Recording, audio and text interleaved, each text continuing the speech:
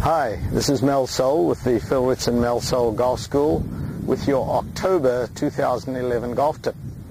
And one of the things that most golfers struggle with is what we as teachers call the release.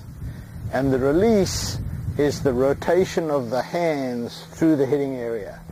And the reason that most golfers slice is the lack of release. Most of the students that I film, when I'm looking at video, this is what I see. They'll come into the ball and hit it like that.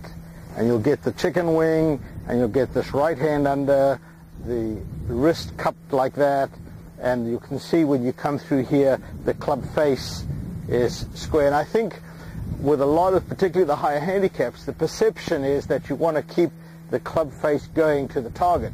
And nothing could be further from the truth. If you look, next time you're watching golf on TV and you see the swings in slow motion, or you're looking through a magazine and you see impact or just after impact position, what you'll notice is that when the club comes in, the toe of the club's already like that, just after the pros have hit the ball. And so you'll never see it like that unless they're intentionally trying to hit a little cut shot. So the release, and Phil Ritson put it best. He says it's called hitching a ride. It's taking this left forearm for right-handed golfers and feeling that rotation. You want to do the release with your left forearm. Don't try and do it with your right hand. When you do it with your right hand, you're going to get this. You're going to get a flip with the right hand. The left wrist is going to break down, and a lot of the time there you're going to get a pull or a hook. So you want this left forearm, and if you watch the back of my hand as I'm turning, the back of my hand turns to the ground like that.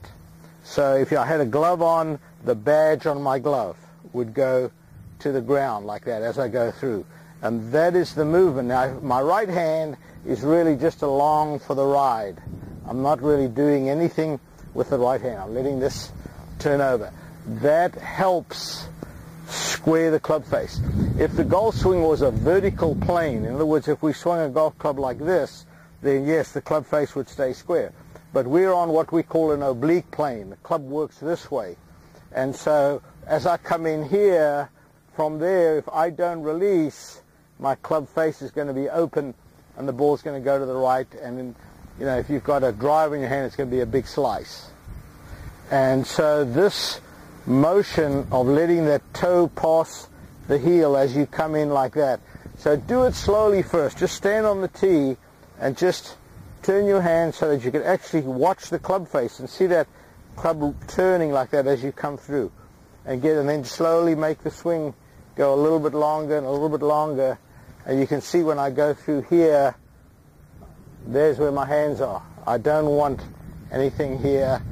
So it takes a little bit of practice. Have a look down the line here. See when I'm turning, when I come through to that position. This is called releasing down the line. If I want to hit the ball at the camera, I want my club to go to the camera and release. If I release around, that's going to be a pull. If I release out there, that's going to be a block. So I want the hands to rotate as I go through.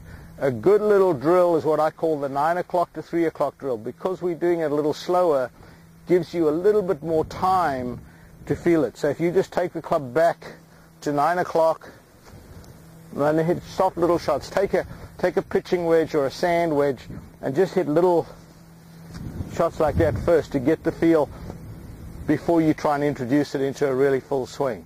So soft little shots, 9 o'clock, 3 o'clock. That ball went dead straight.